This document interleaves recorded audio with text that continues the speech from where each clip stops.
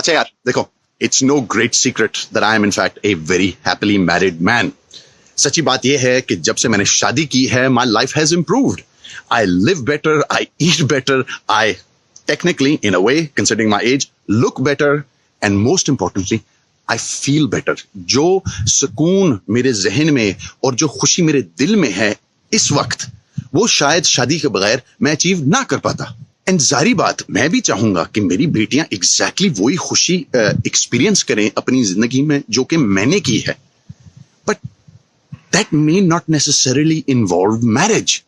और यहां पर हम एक फंडामेंटल सोशल नॉर्म को फेस करते हैं।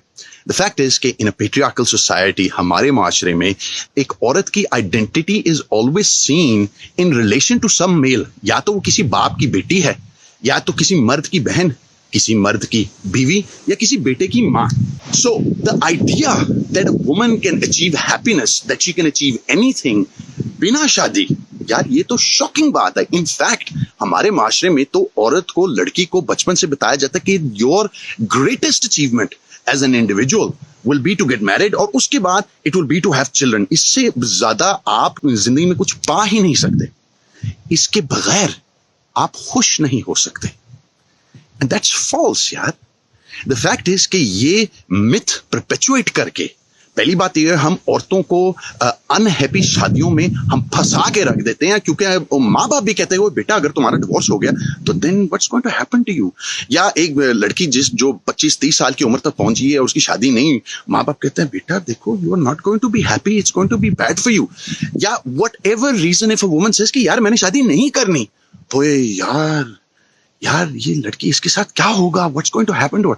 सो द आइडिया कि एक औरत, मर्द भी बट पर्टिकुलरली औरत, अपनी जिंदगी में कुछ पा सकती है, खुश रह सकती है, that she can go through an entire life happily single, this is shocking. In fact this is unacceptable. But that's not what I am going to teach my daughters. मैंने अपनी बेटियों को यह सिखाना है कि देखो बेटा, आपने अगर जिंदगी में अपनी जिंदगी किसी के साथ गुजारनी है तो गुजारो। अगर आपको अपनी जिंदगी में कोई नहीं चाहिए तो जबरदस्त, हम तो हैं ना तुम्हारे माँ बाप। If you find someone that you think is the person to spend your life with, और बाद में पता चला कि यार वो कोई बस 2 नंबर इंसान निकल आया, that's fine, and it, become single, live alone. क्योंकि I have complete faith that you are not going to be less of a woman, you are not going to be less of an achievement, you are not going to accomplish less in your life just because you are not married. हमारे माशरे में unfortunately unmarried एक तरह से एक गाली समझी जाती है। Unmarried is a disease, unmarried is a problem. Why is this a problem? देखो, आपको बच्चे चाहिए, आपने शादी करनी है, आपने किसी के साथ अपनी जिंदगी गुजारनी है, तो जबरदस्त, wonderful for you if that is what makes you happy.